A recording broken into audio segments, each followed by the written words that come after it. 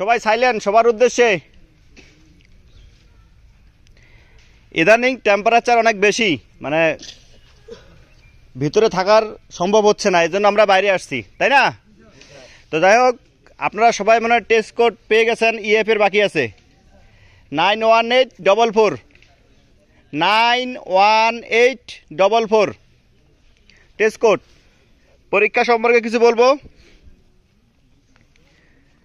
আমাদের আগের নেই যে পরীক্ষাগুলো আমরা শেষ করছিলাম, ওর থেকে একটু বেসিক, মানে আলাদা ক্যাটাগরি।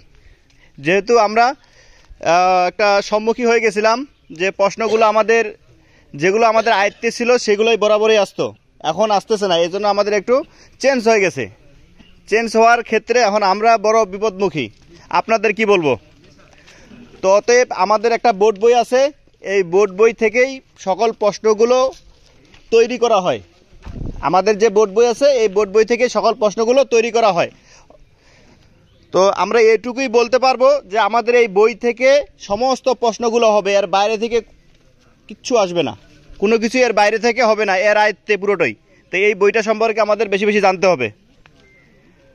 আর কোনো কিছু যদি তোমাদের এক্সট্রা স্যারদের কাছে থাকে তাহলে তার স্যারদের কাছ থেকে কালেক্ট করে নিয়ে নেবা তোমরা। আর যারা পরীক্ষার্থী আসো তারা বই থেকে ইম্পর্ট্যান্ট যে প্রশ্নগুলো আছে এগুলো কালেক্ট করে নিয়ে নিজেই চেষ্টা করবা, কারণ কেউ বিপদের সময় কেউ কারো পাশে আসবে না, নিজের কাজ নিজেকেই করতে হবে।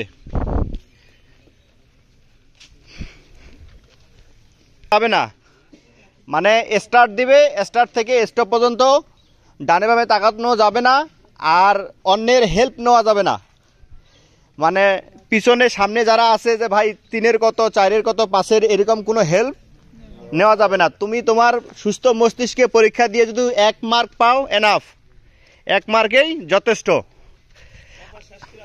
আরেকজনের কাছ থেকে শিক্ষা নিয়ে তুমি যদি 100 মার্ক পাও তাহলে মনে করবা তুমি নিজের বুকে নিজেই ছুরি মাইরা দিলা।